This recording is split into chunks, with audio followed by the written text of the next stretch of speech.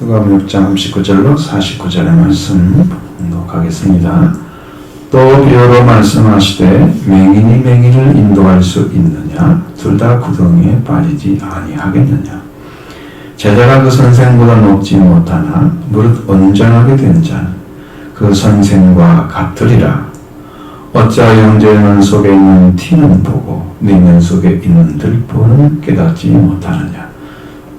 너는 네 눈 속에 있는 들보를 보지 못하면서 어찌 형제에게 형제에게 말하기를 형제여 나로 네 눈 속에 있는 티를 빼게 하라 할 수 있느냐? 외식하는 자여 먼저 내 눈 속에 들보를 빼라. 그 후에야 네가 밝히 보고 형제의 눈 속에 있는 티를 빼리라. 못된 열매 맺는 좋은 나무가 없고 좋은 열매를 맺는 못된 나무가 없느니라. 나무는 각각 그 열매로 아나니 가시나무에서 무화과를 또는 찔레에서 포도나무를 따지 못하느니라. 선한 사람은 마음에 쌓은 선에서 선을 내고 악한 자는 그 쌓은 악에서 악을 내나니 이는 마음에 가득한 것을 입으로 말함이니라. 너희는 나를 불러 주여 주여 하면서도 어찌하여 내가 말하는 것을 행하지 아니하느냐? 내게 나와 내 말을 듣고 행하는 자마다 누구와 같은 것을 너희에게 보이리라.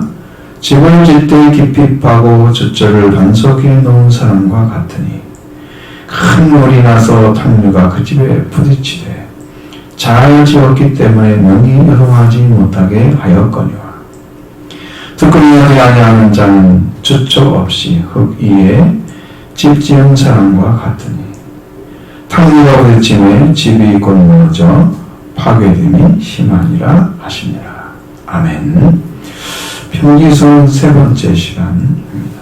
산상수훈에서 예수님께 가르쳤던 평지수훈 말씀이 평지수훈에도 그대로 남아있는 것이죠.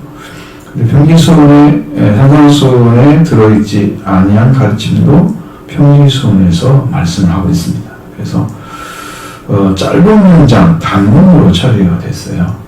근데 그 안에 진리가 들어있어요. 매우 단순하지만 그 말씀에는 영적인 원리가 담겨져 있습니다. 그래서 우리가 반드시 우리 안에 이루어야 될 말씀임을 말하고 있고요. 우리가 예수님께 나와서 예수님 말씀을 듣고 행하는 자, 이 말씀을 듣고 행하는 것이 얼마나 중요한지 성경은 계속 지적해주고 있습니다. 이런 예수님의 말씀을 듣고 말씀을 따르기 시작된다면 이미 여러분은 구원의 길에 들어간 것입니다. 그 길을 찾기가 얼마나 어려운지. 중요한 것이죠. 구원을 이루어가는 신앙이 될 것이다. 그렇죠? 예수님께서 우리에게 주시는 말씀은 분명한 목적이 있습니다. 이 말씀으로 부름받은 지자들을 사도로 세워가는 그런 것입니다. 그 때문에 절대적인 진리를 가르쳐주고 있어요. 이렇게 짧게 말씀하신 그 말씀 안에 부름받은 제자는 하나님과 관계가 어떠해야 함을 분명히 알았을 것입니다.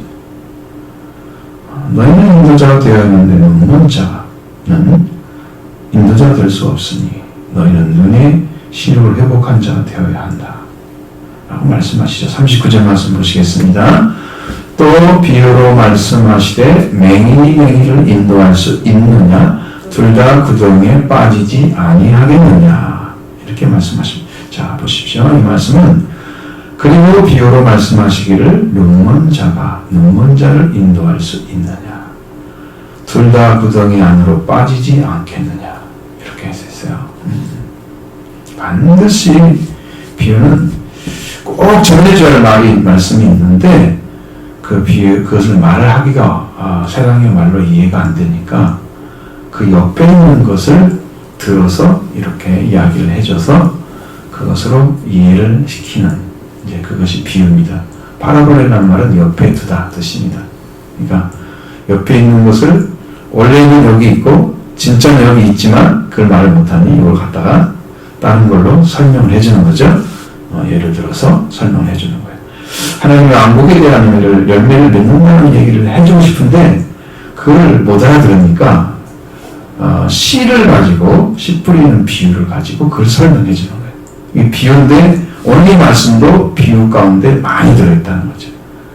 다 내용들이 비유예요. 정확하게 그게 말하는 게 아니에요. 그 안에 엄청난 진리가 들어있는 것이죠. 자, 여기서 하나님 왕국의 주인, 또 가장 높으신 이의 아들이 되는 것에 대해서 말씀해 주고 있습니다. 그리고 판단하지 말라고 말씀하시는 주가 말씀하시고 주는 자가 되라고 말씀하셨죠. 그 앞에서 지금 말씀하신 거예요. 그 다음에 이제 여기에서 비유로 말씀하시면서 눈먼 자가 눈먼 자를 인도할 수 있느냐 이렇게 해서 말하고 있는 거예요. 여러분 사람이 이제 눈이 안 보이게 되면 시력을 잃게 되잖아요. 그러면 시력이 없는 사람인데 의학적으로는 블라인드 영어로 명암도 구분할 수가 없는 상태에 있는 사람을 절대맹이라고 합니다. 의학적으로. 그러니까 아예 명암 자체도 밝고 어둠 자체도 몰라. 눈이 파악을 못해. 그래서 실명의 원인은 최근 조사에 보니까 젊은 연령에서 선천적인 그런 원인으로 인해서 가장 많은 사람들이 젊은이들도 이렇게 실명이 됐다는 얘기를 보게 됐습니다. 팔레스타인 지역에 가면은 끊임없이 태양의 직사광선이 내두집니다. 공중에서 세밀한 티끌, 그 파리 이런 것들이 여러 가지가 조건이 돼서 이것으로 인해서 야기되는 눈의 염증 이런 것들이 많이 생기는 지역입니다. 거기가. 그러니까 눈이 안 좋아지는 사람들이 엄청 많았던 거예요. 그걸 예를 들어서 얘기를 해주면 그러면 이제 여러분들 이야기 쉽게 시골 이야기하면 금방 알아듣잖아요. 이스라엘 사람들은 이야기를 들으면 금방 알아듣죠. 그러니까 이걸 쓰는 거죠. 그럼 눈이 멀었다고 하는 것은 눈이 무엇이 멀었다고 하는 것인가 우리 성경에서 그러니까 그 눈이 먼 사람들은 인도자가 될 수가 없다는 거죠. 인도자는 가르쳐서 이끌어가는 사람이 인도자예요. 이 사람이 눈이 멀면 그가 보지 못하는 것 무엇을 보고 무엇을 알고 무엇을 가르쳐서 인도할 수 있겠어요? 인도할 수 없죠. 성경에서 눈먼 자의 원인을 설명해 주고 있습니다. 원인에 대해서 요한일서 2장 7절로 11절의 말씀 안에 그 기록이 되어 있습니다. 찾아보셔야 들릴 것입니다. 말씀이 요한일서 2장 7절로 11절 성경은 이제 뒤쪽에 있는데요. 신약성경에서 거기에 정확하게 정말 눈이 먼 자 영으로 눈이 먼 자가 누군가를 가르쳐줍니다. 사랑하는 자들아 내가 내 새 계명을 너희에게 쓰는 것이 아니라 너희가 처음부터 가진 옛 계명이니 이 옛 계명은 너희가 들은 바 말씀이거니와 다시 내가 너희에게 새 계명을 쓰나니 그에게와 너희에게도 참된 것이라. 이는 어둠이 지나가고 참빛이 벌써 비침이니라. 빛 가운데 있다면서 형제를 미워하는 자는 지금까지 어둠에 있는 자요. 그 형제를 미워하는 자는 빛 가운데 거하여 자기 속에 거리낌이 없으나 그 형제를 미워하는 자는 어둠에 있고 또 어둠에 행하며 갈 곳을 알지 못하나니 이는 그 어둠이 그의 눈을 멀게 하였음이라. 분명하게 옛 계명을 들었다 그러죠. 예수님 말씀하시기 전에 구약 성경에서 옛 계명이 있었습니다. 여호와를 사랑하라. 그리고 이웃을 내 몸처럼 사랑하라. 내 자신처럼 사랑하라. 계명이 있었죠. 이 계명이 딱 와닿으면 여러분 참 빛을 받은 것처럼 빛으로 나타납니다. 그럼 예수님 안에 딱 살아나죠. 참 빛이에요. 그것. 예수님이 마지막에 준 계명이 사랑하라 그랬죠. 내가 너를 사랑하면 좀 사랑하라. 참 계명이 오면은 빛이 비치는 거예요. 영으로. 벌써 빛이 비치는 거예요. 그런데 이제 거기 이 말씀을 들었던 사람 중에 형제를 사랑한다고 말하면서 빛 가운데 있다고 말하면서 형제를 사랑하지 않고 있는 사람들이 있더란 말이죠. 그럼 형제를 사랑하는 자기는 빛 가운데 머물러야 되는데 자기 속에 이제 어둠이 있으니까 형제를 사랑하지 못하는 거예요. 눈이 먼다는 의미는 형제를 보지 못한다는 의미입니다. 형제가 생명인데 옆에 있는 사람들 다 우리에게 아주 중요한 생명들이죠. 중요한 사람들입니다. 한 사람 한 사람의 생명의 가치가 천하를 조급할 수 없는 그런 기본의 가치를 가지고 있어요. 근데 그 사람이 누군가를 몰라봐. 그러니까 눈이 멀었죠? 그럼 없는 사람이 누구를 인도하겠어요? 형제를 인도하겠어요? 아는 불신자를 인도하겠어요? 누구를 인도하겠어요? 생명의 가치는 못 찾고. 그러니까 제자들은 이것을 찾아야만 됐습니다. 생명의 가치를 찾아내는 눈이 열려만 되는 거예요. 근데 어두운 데에 있으면서 눈이 멀었어. 눈먼 자가 눈먼 사람을 어디로 데려가겠어요? 그래서 예수님은 구덩이에 빠지지 아니하겠느냐 이렇게 말합니다. 그 구분하지 못하는 거죠. 구덩이가 앞에 있는데 그걸 모르고 와도 된다고 눈먼 자에게 다른 눈먼 자에게 눈먼 자가 데리고 가다가 같이 빠지는 거예요. 그럼 영적으로 이 하나님의 말씀을 모르는 사람이 어디로 데려가겠어요? 여러분을 천국으로 데려가겠어요? 지옥 가겠어요? 눈먼 사람은 데려갈 수 없습니다. 그러니까 제자들에게 이 말씀을 주신 거예요.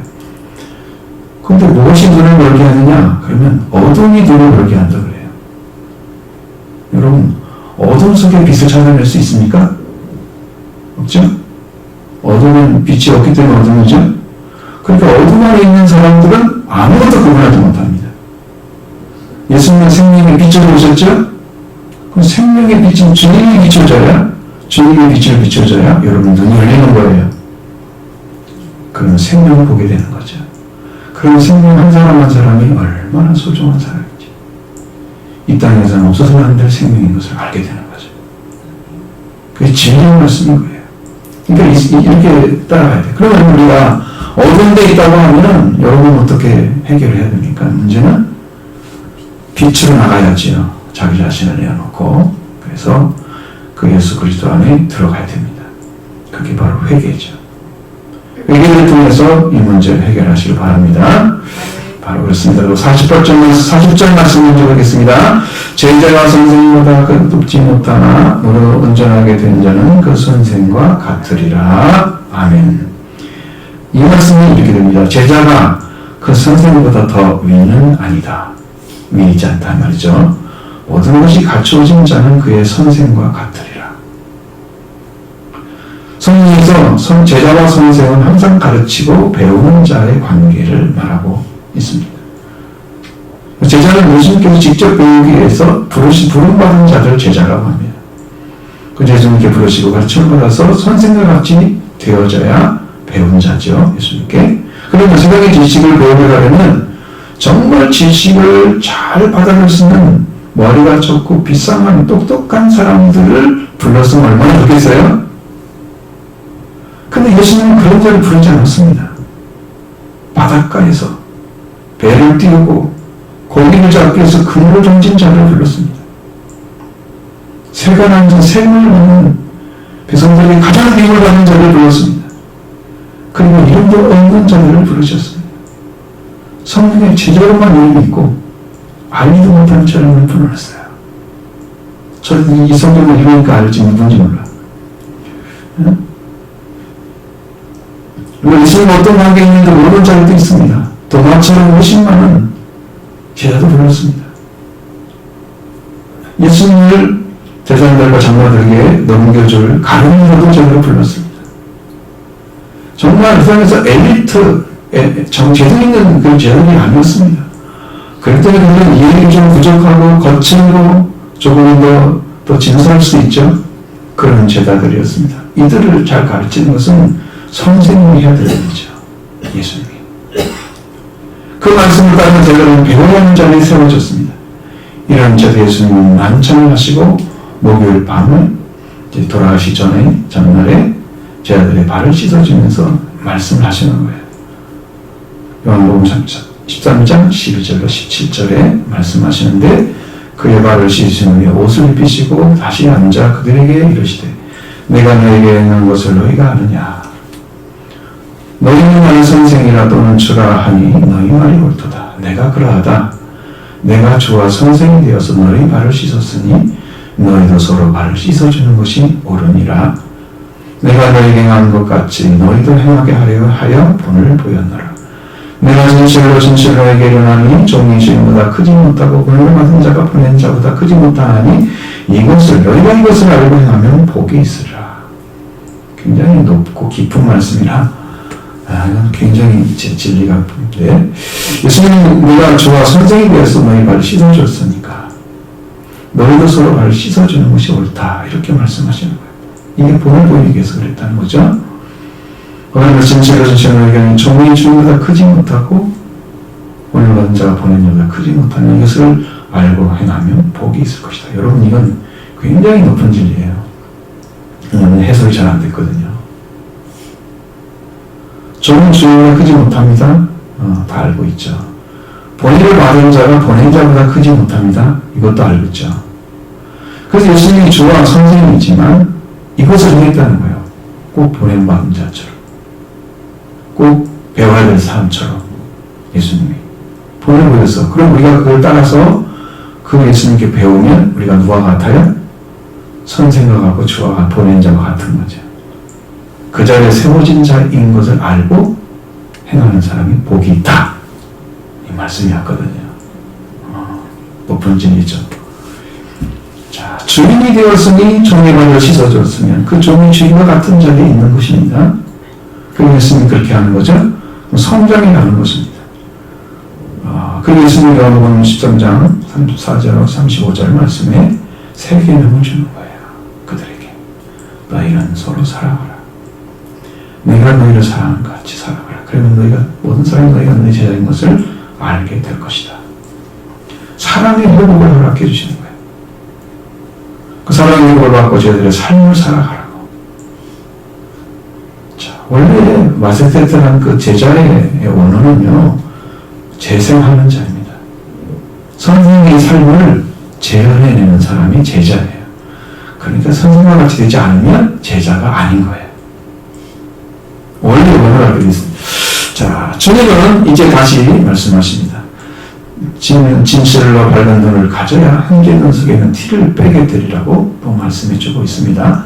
41절로 42절의 말씀 같이 봅니다. 어찌하여 형제의 눈 속에 있는 티는 보고 민 속에 있는 들보는 깨닫지 못하느냐? 너는 내 눈 속에 있는 들보를 보지 못하면서 어찌하여 형제에게 말하기를 형제여 나로 네 눈 속에 있는 티를 빼게 하라 할 수 있느냐? 외식하는 자여 먼저 네 눈 속에서 들보를 빼라. 그 후에야 네가 밝히 보고 형제의 눈 속에 있는 티를 빼리라. 아멘. 이 말씀은 좀 오해가 있습니다. 잘못 오류가 돼서 번역이 잘못된 것을 바로 잡겠습니다. 누가 형제의 눈 속에 잔 가지는 보고 나뭇가지 얘기하는 거예요. 자기 자신의 눈 속에 그 들보는 지각하지 못하느냐. 너희 눈 속에 들보를 보지 못하면서 어떻게 형제의 말하기를 너의 눈에서 내가 너의 눈 속에 잔가지를 뽑아내게 하라 할 수 있느냐.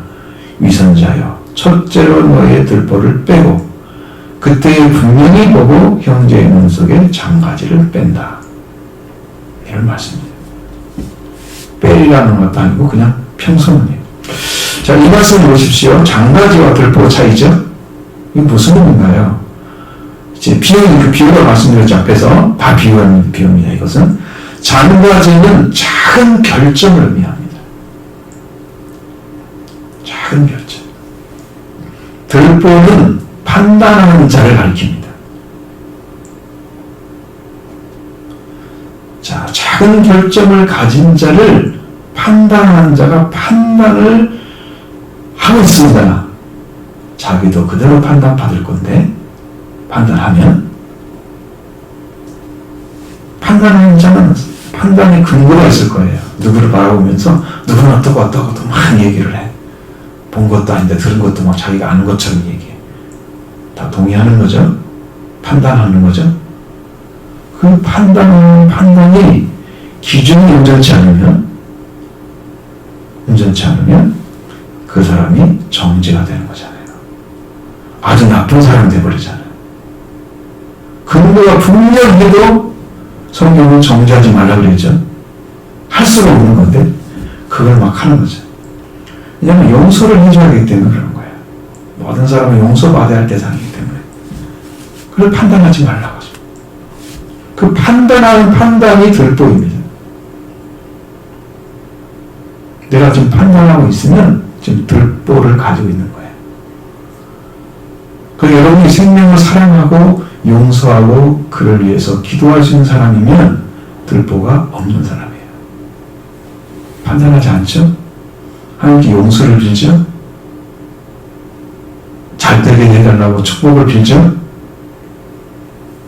그런 사람은 들보가 없는 거예요.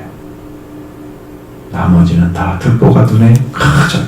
들보는 아시죠? 옛날에 나무를 이렇게 가지고 석가래 넣으면서 집을 지었잖아요.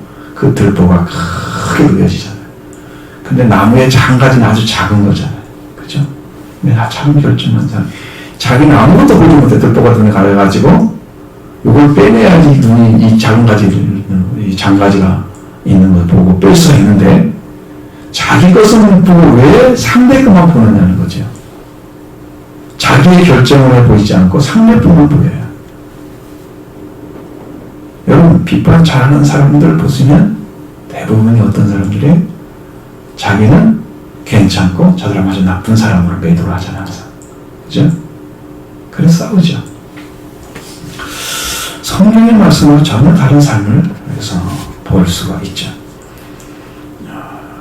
그는 자신이 보지 못하고 형제의 작은 결점을 보는 것이 전부입니다. 판단한다는 들보를 가지고 있는 자죠. 온통 자신의 들보가 자신을 가려서 보지 못하고 있기 때문에 지각을 하지 못하는 거예요. 자기가 어떤 자리에 있는지, 자기가 어떤 사람인지, 내가 어떤 말을 해야 되는지를 몰라요. 그런 사람이 왜 다른 사람을 판단해요? 작은 결정을.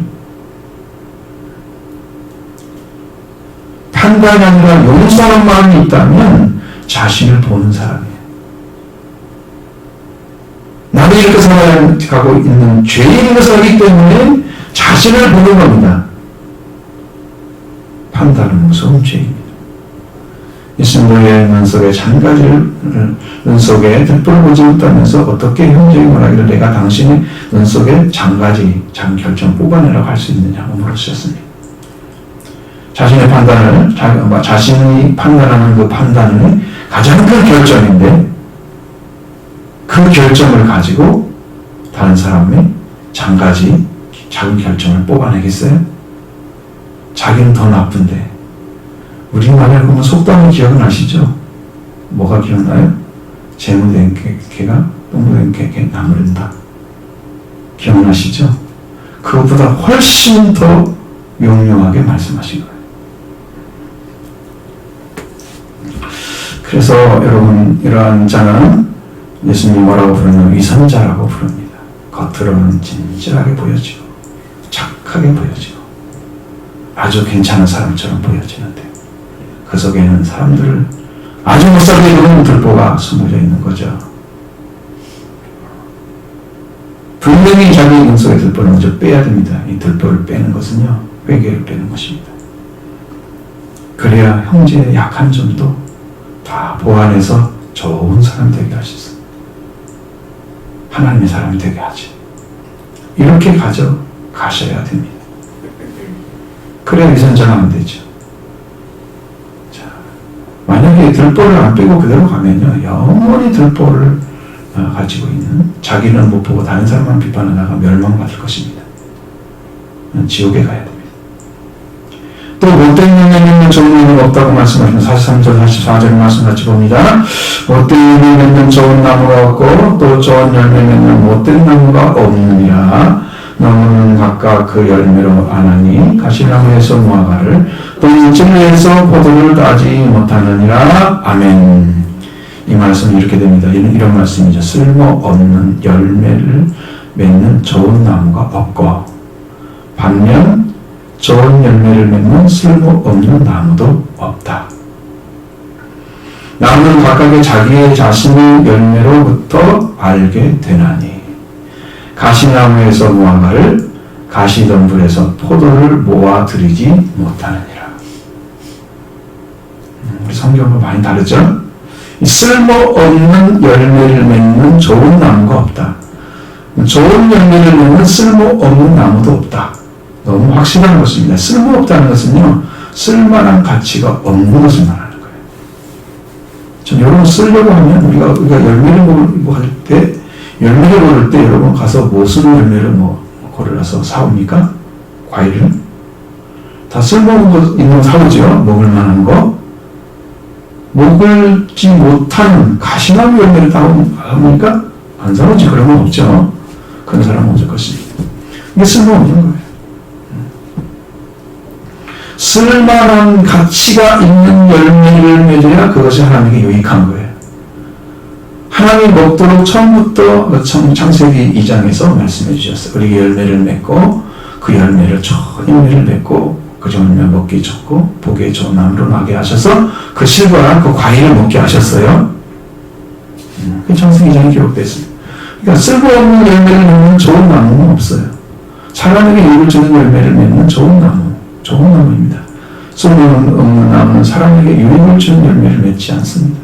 그럼 여러분 말의 열매들 얼마나 많아요. 내 사람의 생명을 살리는 말을 해야 되는데 죽이는 말을 해. 막 공격을 해. 나쁜 사람이라. 성경은 다 살리는 말을 하라고 가르쳐주는데 우리는 나쁜 말을 해. 거기에 뭐가 있을까요? 그래서 앞에 뒤에 나오는데 그 말 거기 보면 이해가 될 것입니다. 반면에 좋은 열매를 위해 성공하는 아무도 사람이 없습니다. 대치되는 것이죠. 분명하게 선택이 되는 것이죠. 지금 우리는 좋은 열매를 맺는 좋은 나무가 되어야 한다고 가르쳐주고 있는 거예요. 이 말씀은. 각각 나무는 각각의 자기의 자신의 열매로부터 알게 된다. 가시나무에서 무화과를 추수할 수 있습니까? 못 거두리죠. 가시덤불에서 그런 포도나무를 모아드릴 수 있습니까? 포도 열매는 포도나무에서는 있죠. 그러니까 나무 종류 완전히 다른데 다른 열매를 맺는 것을 기대하지 않죠. 우리는 알고 있습니다. 이게 상식이죠. 그런데 사람들은 그렇게 살고 있단 말이에요. 반대로 자기가 어떤 나무인지 모르고 좋은 열매를 맺으려고 행동만 좀 잘하면 훌륭한 사람처럼 속에 있는 사람은 다 죽어가는데 멸망받고 있는데 행동만 좀 잘하면 아주 착한 사람이네요. 이렇게 알려주잖아요. 도덕적이죠. 그건 도덕을 뛰어넘지 못하는 종교가 아닙니다. 도덕을 더 뛰어넘어야죠. 가시나무에서 무화과 맺지 못하기 때문에 무화과를 모아드릴 수 없습니다. 가시나무에서 포도를 모아드릴 수 없죠. 가시나무에서는 포도 열매를 맺지 못하기 때문이죠. 자기 자신의 열매로 누군가 알게 됩니다. 여러분은 무슨 열매를 맺고 있는지 보십시오. 남에게 해를 주는 열매를 맺고 있습니까? 유익을 주는 열매를 맺고 있습니까? 생명을 살리는 일을 하고 있습니까? 분명히 자신을 하나님 앞에 진단해 보시기 바랍니다. 자신이 맺는 열매가 보일 것입니다. 우리는 선을 행하는 자가 되어야 하기 때문입니다. 주는 쌓은 산에서 마음에서는 쌓은 산에서 선을 낸다고 말씀하셨습니다. 45절 말씀 보십니다. 선을 사람은 마음으로 쌓은 선에서 선을 내고 악한 자는 그 쌓은 악에서 악을 내나니 이는 마음에 가득한 것을 입으로 말함이니라. 아멘. 이 말씀은 이렇게 되어 있습니다. 우리는 이제 이 원어가 잘못되게 번역돼서 이 창고라는 말 쓰지 않잖아요. 원어에 창고가 나와 있어요. 선한 사람은 마음의 창고의 선에서 선을 내고 악한 자는 그 마음의 창고 악에서 악을 낸다. 창고에 써져 있다는 걸 마음의 창고에 참으로 마음의 충만해서 입이 말한다. 마음이 지금 충만하게 쌓여져 있잖아요. 그 쌓여져 있는 것이 입으로 나오는 거예요. 그 사람의 마음의 창고가 있다는 거예요. 선을 계속 품고 올바른 선을 가득함으로 창고에 선을 쌓아놓으면 말이 선하게 나와요. 착한 말을 해. 살리는 말을 해. 생명이 가는 말을 해. 좋은 말을 해줘. 반드시 그렇게 해줘. 이렇게 잘 돼야 됩니다. 죽으면 안 됩니다. 살아야 됩니다. 영원히 사는 복이 있습니다. 축복받으십시오. 좋은 걸 해줘. 근데 이거 못 들으면, 이거 못하면, 이거 없으면 악한 말을 해. 입에서 넌 나쁜 놈이야 뭐 그러거든. 전부 욕부터 하지. 그 복을 빌어주지 못하죠. 창고에 악이 가득 차 있으니까 악한 말만 쏟아내. 사람이 들으면 너무 힘들어. 그건 자기 생각이야. 그 사람은 악하게 되어야만 된 사람이 아니야. 내가 그를 그렇게 정죄하고 있는 거지. 악한 말로. 그 사람이 그렇게 되어야 될 사람이 아닌데 내가 정죄를 하고 있는 거예요. 욕하면 안 되는 거죠. 자, 이것을 마음에 충만하는 것을 마음에서 충만하는 것이 이끌이 나오는 거예요. 그냥.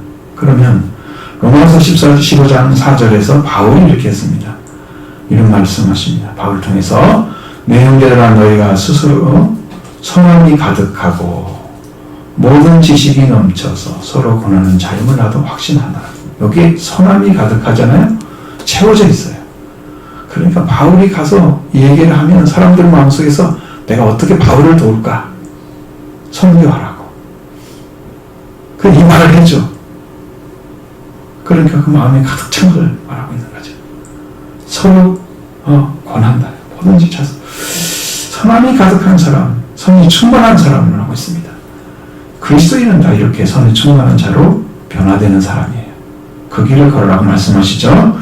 야고보서에 나와 있습니다. 야고보서 3장 17절에 또 나와 있습니다. 이로부터 나는 지혜는 첫째는 성결하고 다음에는 화평하고 관용하고 양순하며 공률과 선한 열매가 가득하고 편견과 거짓이 없다. 자, 이로부터 나는 지혜가 선한 열매가 가득하다고 말합니다. 하늘로부터 오는 지혜가 있어요. 하나님께로부터. 그 지혜 안에는 그게 들어있어요. 선한 열매가. 이 선한 것이 마음에 가득 차 있어요. 내가. 그러면 선한 말을 해요. 내가 가지고 있는 대로 말을 하는 거예요. 여러분 골라가지고 말하는 건 굉장히 힘들잖아요. 근데 마음에 있는 말하면 쉽죠. 내가 좋은 말 해줘야지. 골라서 그냥 덕담 해줘야지. 좋은 말 해주는 것은 골라야 하잖아요. 자기가. 근데 마음에 있는 이건 고르지 않아도 되죠. 그러니까 선함이 가득한 열매가 있으면 그냥 선함은 나와. 이렇게 되어져야 이게 위로부터 난 지혜인 거죠. 하나님은 여러분에게 그걸 주기를 원합니다. 선함이 마음에 가득 채워져서 여러분이 위해서 선을 내는 자가 되기를 원합니다.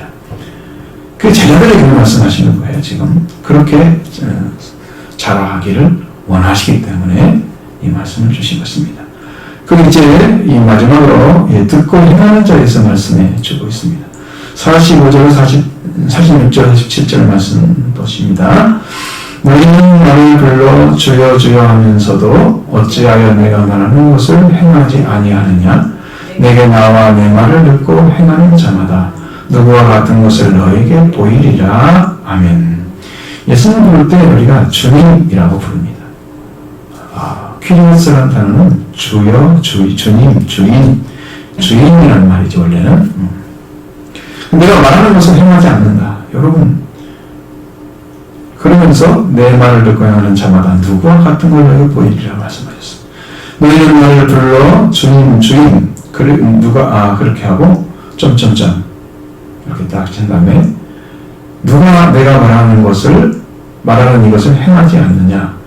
나를 향하여 나가서 나의 말을 듣고 행하는 모든 자는 누구와 같은 것을 보일 것이다. 이렇게 말씀하세요.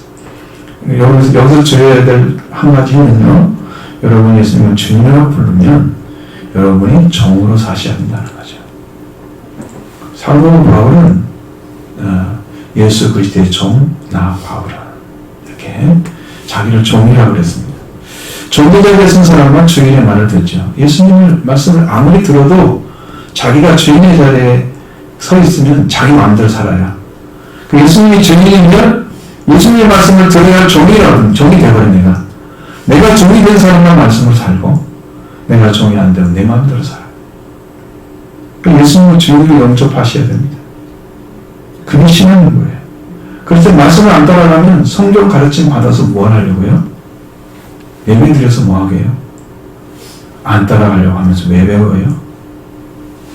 그러니까 종교인 되는 거예요. 교회 와서 열심히 예배는 드리는데 살진 않아. 이게 종교인들이에요. 신앙인이 되어야 됩니다. 신앙인은 말씀으로 믿음으로 살아가는 사람입니다. 우리는 신앙이 되라고 가르쳐요. 주님을 왜 주님으로 부르면서 왜 주님의 말씀을 따르지 않을까요? 그것은 예수님을 주인으로 인정하지 않기 때문입니다. 자기 마음에서부터. 여러분 예를 들면 죄인이 죄인을 알지 못하면 자기를 알지 못해 깊이 알지 못하면 회개하지 않잖아요. 예수님이 주인인데 주인을 깊이 알지 못하면 종이 되지 않잖아요. 그러니까 안 따라가지. 자기가 그 자리에 세워졌는데 그 일을 안 하고 있어. 여러분 모든 사람들은 다 기능을 해야 하잖아요. 내 가정에서 세워졌으면 아내만 아내의 기능을 해야 되고 남편은 남편의 기능을 해줘야 되죠. 아이는 아이의 일을 해야 되죠. 다 기능이에요. 그 자리를 그 일을 안 해주면 파업하면 어떻게 돼요? 지금 난리가 났죠? 여러분들이 그 자리에 세워진 것은 지금 그 일을 하라고 세운 거지 그 자리를 누리라고 세운 게 아니에요. 그러니까 여러분 이것이 주님을 알지 못하는 사람들은 주님으로 인정하지 않기 때문에 깊이 알지 못하기 때문에 진실한 관계가 안 맺어져 있어요. 그래서 주님을 인정하지 않고 내 마음대로 사는 거예요.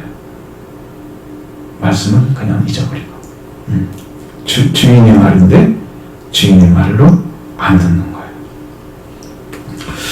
주님이 우리 주인들이 낳는 자들은 거짓 선지자들이라고 성경에 나와 있죠. 주여 주여 예수님을 불렀습니다. 그러나 예수님의 말씀에는 집중하지 않고 자기 일만 합니다. 선지자들로 노릇하는데 얼마나 열중했어요. 악몽을 쫓았는데 집중했어요. 예수님처럼 세워진 권능을 가지고 있다고 생각하고 권능을 행하는데 집중했어요. 사역에 집중을 했어요. 예수님께 집중을 해야 되는데 그 종과 그 거짓 종의 차이는 뭐냐면 종은 주인의 몸에 집중하는 거예요. 근데 거짓 종은 자기가 하고자 하는 일에 집중하는 거예요. 그게 거짓 선지자예요. 그들은 실패했습니다. 왜? 주님을 주님으로 인정하지 않고 말씀을 따르지 않기 때문에 실패한 거예요. 자신들의 말은 중요하고 주님이 주시는 말씀, 주님의 말은 중요하지 않았어요. 그래서 실패합니다. 주님은 너희의 말을 불러 주님 하고 이렇게 하면서 누가 내가 말하는 것을 행하지 않느냐? 나를 향하여 와서 나의 말을 듣고 행하는 모든 자는 누구와 같은 것을 보일 것이다 하고 말씀해 주셨어요. 예수님은 주님이라고 불렀습니다. 주님. 근데 말을 안 들어. 왜 주님이라고 불러요? 그냥 마스터니까 그냥 부른 거지. 그럼 그 집에 그 주인이 그를 두고 월급 줄 필요가 있을까요? 없죠? 지금 종과 주인의 관계 지금 얘기하는 거예요. 그 사람 쓸모없는 사람이 되는 거예요. 자, 주님을 하면서 라는 1,000원이 들어갔는데, 자, 이 말씀 보시죠. 이제 또 주님은 주의 말씀을 듣고 하는 자와 행하지 않는 자에 대해서 이제 완전하게 진리를 가르쳐주고 있습니다. 48절로 49절의 말씀입니다. 집을 짓되 깊이 파고 주철을 반석 위에 놓은 사람과 같으니 큰 물이 나서 탕류가 그 집에 부딪히되 잘 지었기 때문에 능히 유동하지 못하게 하였거니와 듣고 행하지 아니하는 자는 주처 없이 흙 위에 집 지은 사람과 같으니 탕류가 부딪힘에 집이 곧 무너져 파괴되기 심하니라 하시니라. 아멘. 이 말씀은 매우 중요한 단어들이 잠깐 잘못 오역이 되어 있습니다. 집을 세우되 아래로 깊이 파서 기초를 반석에 놓은 사람과 같다. 어떤 사람이 그 사람이 말씀을 듣고 행하는 사람 같다. 큰 물이 나서 빠르게 흘러가는 물이 저 사람은 집에 갑자기 들이닥치되 잘 지었기 때문에 격렬하게 흔들리지 아니하였다. 듣고 행하지 않는 이는 기초 없이 땅 위에 집을 세우는 사람과 같다. 빠르게 흘러가는 물이 갑자기 들이닥치니 그것이 곧 함께 보내어 파괴됨이 크다. 이렇게 해석하지 않았어요, 우리 성경은. 자, 말씀을 듣고 행하는 자에 대해서 말씀해 주셨어요. 집을 세울 때에 아래로 깊이 파서 거기에 반석을 찾아지고 반석 위에 그 기초를 놓는 사람이죠. 이게 잘 지은 집이에요. 저는 이제 어렸을 때 집을 세웠던 기억이 있거든요. 우리 시골에서. 그때는 파는 것을 몰랐어. 그러니까 그 기둥 좀 안 넘어가라고 거기 구덩이를 파잖아요. 그리고 큰 돌덩이를 갖다 놓지 못하니까, 돌덩이가 없으니까 작은 돌덩이를 놓고 계속 위에서 팡팡 치는 거예요. 계속. 그리고 들어가면 또 치고 또 치고. 우리 지금 10m 있으면 그냥 그걸 하면 되는데 지금 큰 거 없는 시대잖아요. 그렇게 많지. 시골이. 그때의 기억이 납니다. 지금도. 왜? 기둥을 좀 잘 세워야 하잖아. 집이 안 무너지려면. 이게 제일 중요하지. 얘가 흔들려버리면 집 전체가 위에서 위아래 다 흔들리죠? 그러면 무너지니까. 얼마나 중요해. 그러니까 주님을 부르면서, 나를 주님이라 부르면서 내가 말을 행치 않느냐? 나를 향하여 나와서 나의 말을 듣고 모든 행하는 자와 누구와 같은 걸 보일 것이다 하고 말씀하신 후에 48절 말씀하시는 거예요. 집을 세우되 아래로 깊이 파서 기초를 반석에 놓은 사람과 같다. 이것이 지금 참 어려운 말입니다. 왜냐하면 동시성이거든요. 이해하기 어려워요. 여러분, 아래로 깊이 땅을 파는 작업이 뭐예요? 말씀을 듣고 행하는 사람이 파요. 그럼 뭐가 찾아져요? 반석이 찾아져요. 반석이란 말은 큰 바위를 가리키는 거예요. 그 바위 위에다가 딱 세우면 물이 어떻게 쳐들어오는지 말든지 못 부수죠? 그러니까 그 위에만 세워져 있으면 안전한 거예요. 그러니까 집을 지을 때 그 기초를 찾아낼 때까지 그 아래로 깊이 파는 거예요, 땅을.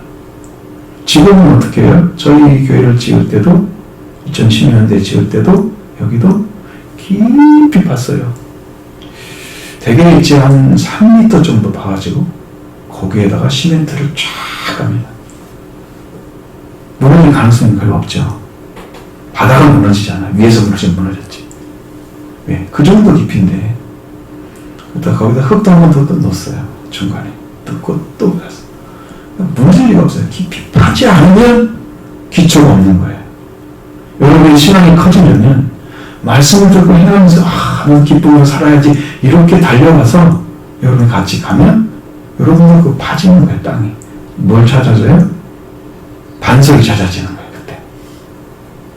그러면 나의 집이 세워지지 않는 이 집이라는 의미가 구원을 가리키는 거예요. 이게 연결될까요? 여러분 심령 안에? 연결이 된다고 하면 이게 믿음이 될 거예요. 말씀이. 진리일 거예요. 이게 엄청난 거거든요. 이것만 찾아지면 여러분의 신앙이 탁 세워져요. 반석이. 하나님이 반석이라고 나와있죠. 예수님 성경에 반석이라고 나옵니다. 얼마나 완전하신가를 말해주고자 하는 설명이에요. 그게. 자, 이렇게 신앙생활을 해야 됩니다. 예수님이 나와서 말씀을 듣고 행하는 자. 반석을 찾게 찾자. 반석이 찾아지면 기초를 거기에 두어요. 그러면서 거기에서 구원의 역사가 시작되는 거예요. 집이 지어진단 말이죠. 그 집이 완성이 되어져야 구원이 완전히 이루어지는 거예요. 이 말을 하고 있는데 이 말을 이대로 알을 사람이 몇 사람이 될까?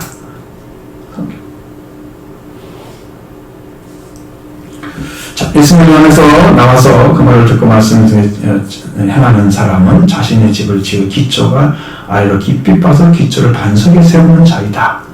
이미 결정적으로 환란이 찾아왔을 때 견디는 자야. 집이 무너지지 않게 될 것이다. 집이 구원이고 반석은 말씀을 사신 구원을 영원히 보여주신 하나님이고 큰 물이 빠르게 흘러가는 물은 큰 물이 나서 빠르게 흘러가는 물은 세상에서 일어나는 환란입니다. 환란이 일어날 때 여러분 이제 지금 진짜 마지막 때가 됐거든요. 제가 이제 마지막 때 얘기를 안 하잖아요.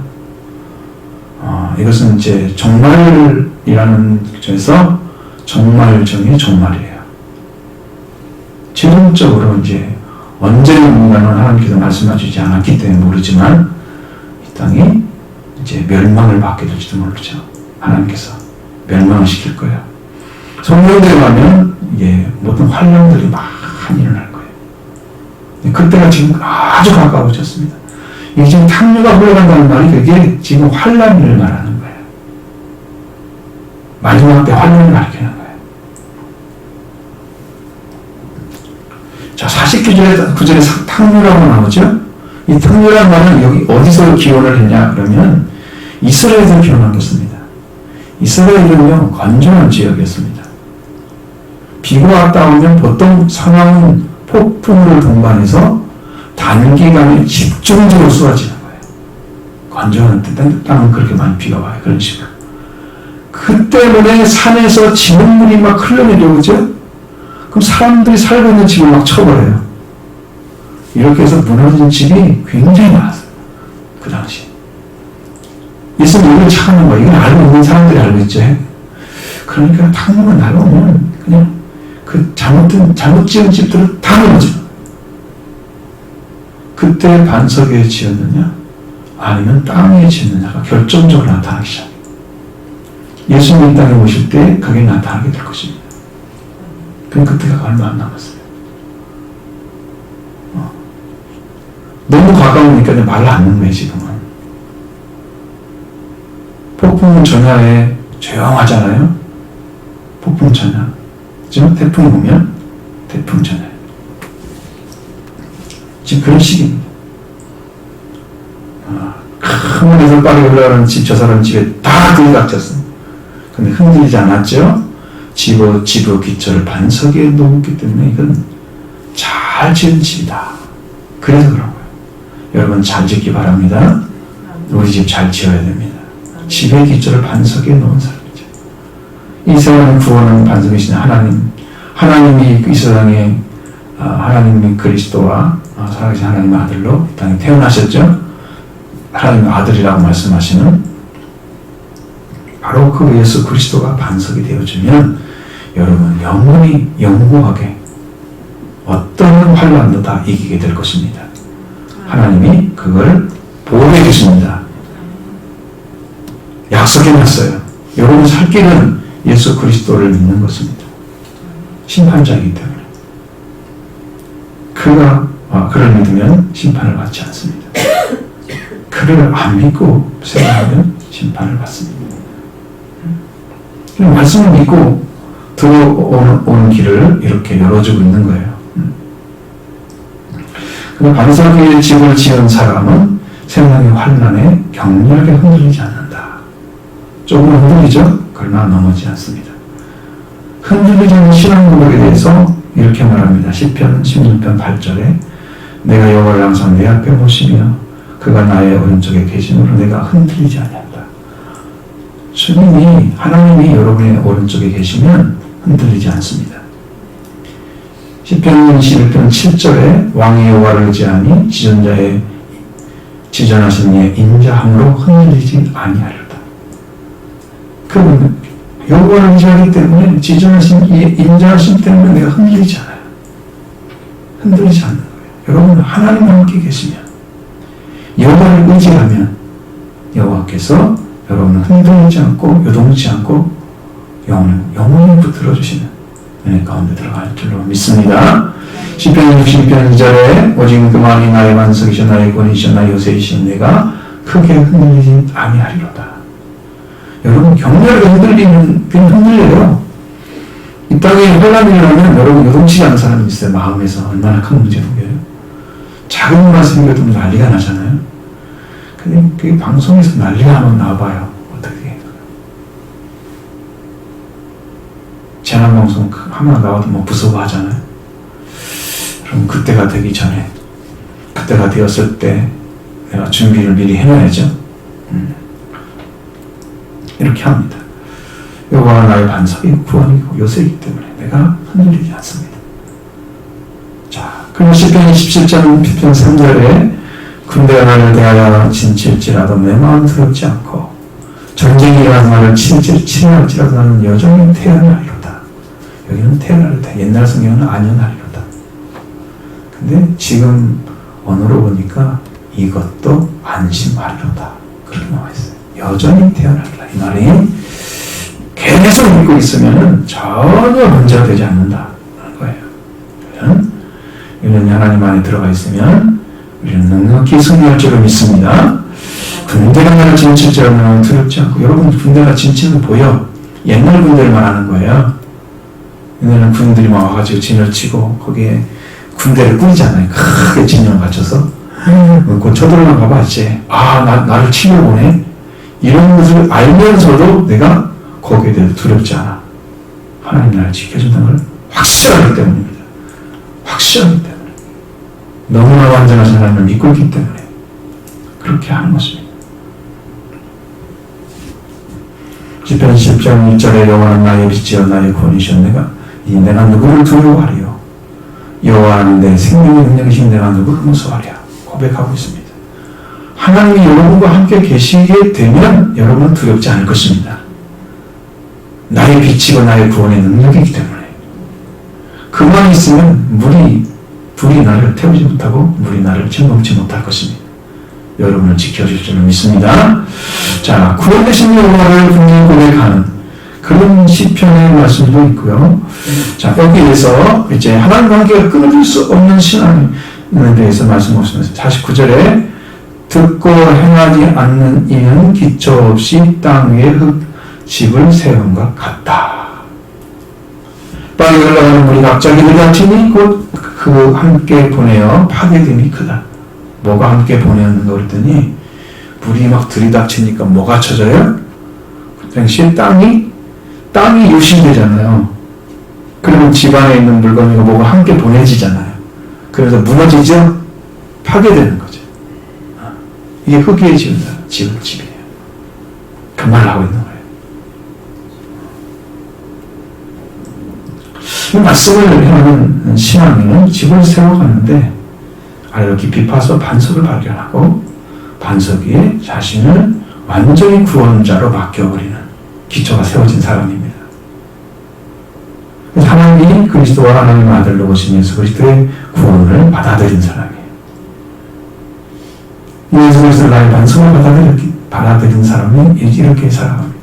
그러려고 하면 믿음으로 말씀을 들은 대로 행하시면 됩니다. 그걸 못해서 눈물도 흘리고 기도도 하고 그렇게 나가야 되는 거예요. 말씀 때문에 눈물을 흘려야 되는 거예요. 안 이루어져서. 행하지 못하니까.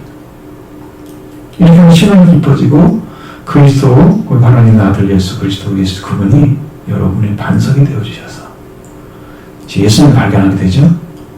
그 예수님이 여러분의 구원을 보장합니다. 그래서 무너지지 않는 거예요. 환난이 와도. 그분이 심판자인데 우리 여러분을 드리겠어요? 무너뜨리지 않으시죠. 심판자 우리 알고 계시니까. 집이 무너지지 않습니다. 그냥 말씀을 하지 않는 자는 이런 과정이 없잖아요. 말씀을 듣고 구원을 그냥 나도 구원 받아야지 이렇게 하고 살아가는 거예요. 말씀을 행하지 않아도. 그럼 기초가 없잖아요. 기초가 땅이잖아요. 반석이 없어요. 그럼 세워가면서 나도 구원받은 사람이라 살아가고 있지만 그렇기 때문에 자신이 구원받은 자로 생각하는 사람들이에요. 교회만 다니면 구원이야 이렇게 생각하는 사람들이에요. 이런 사람들은 땅 위에 집을 세운 사람이에요. 아직 그리스도가 없어요.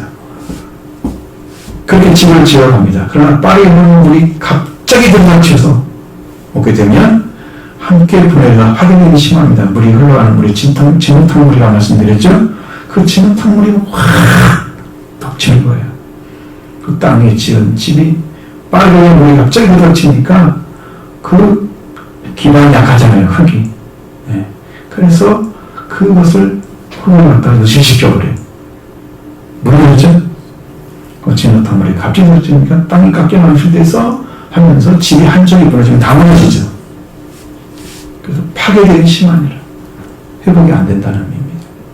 이것은 구원을 영원히 잃어버린다는 뜻입니다. 하나님은 구원받기 위해서 여러분을 부르신 거예요. 구원을 영원히 잃어버리면 여러분 회복할 길이 없습니다. 이제는 시간이 다 지나갔고 주님 오시면은 회복할 길이 없습니다. 구원의 길은 이 땅에 존재할 때만 구원이 있습니다.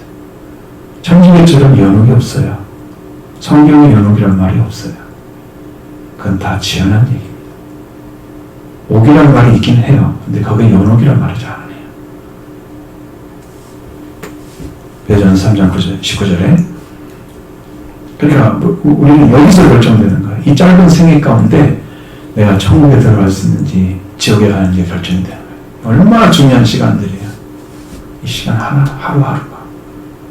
하루하루를 주님을 살아야 하잖아요. 어떻게든 주님께 나가서 기도의 삶을, 말씀을 읽고 순종하는 삶을 살기 위해서 발버둥쳐야 되는 거예요. 성경의 시간을 살라고 말씀하십니다. 하나님의 들이라는 거죠. 다른 거 희생하고 살아는 거예요. 여러분 희생하지 않으면 살지지 않잖아요. 돈을 줘야 여러분 물건을 주는 것처럼. 여러분이 뭔가 하나님 희생해야 여러분이 그걸 가져다가 어떻게 해요? 하나님을 쓰는 거잖아요. 주님을 더 믿고 의지하고 기도하며 나가는 거죠. 말씀 의지하는 거죠. 삶을 살아가는 거죠. 말씀으로. 생명을 한 삶을 살아가는 겁니다. 이런 삶이 여러분에게 이루어져야 되는 거예요.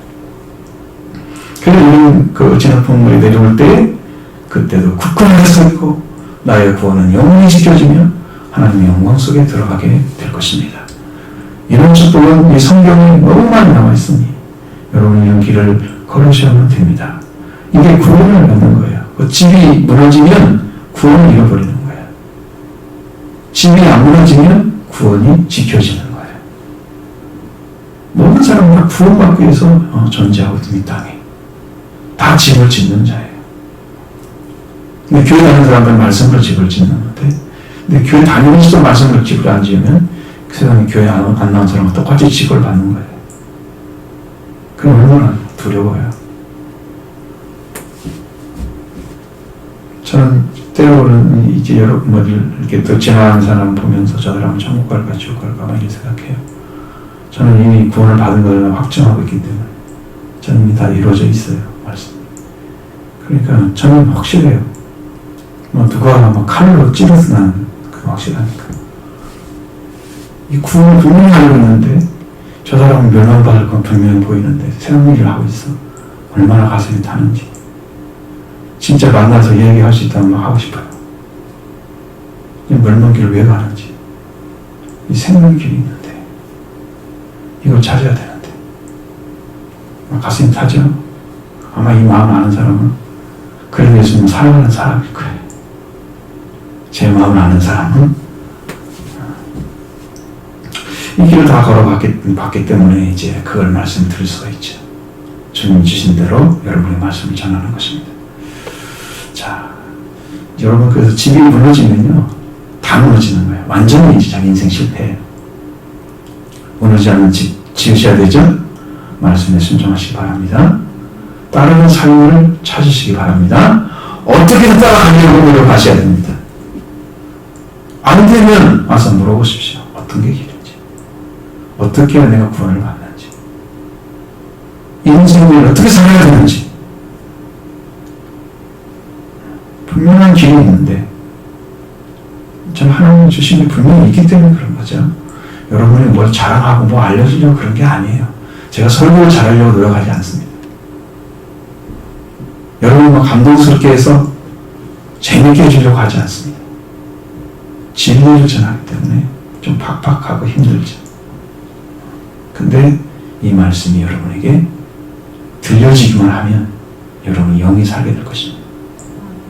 생명의 길이 열려지는 거예요. 그 길을 걸으시라고. 그렇게 해서 영원히 보존을 받으라고. 구원을 집이 보존되듯이 그런 복된 생명과 되기를 원해서 이렇게 말씀을 전하고 있는 것이죠. 자, 함께 기도하겠습니다.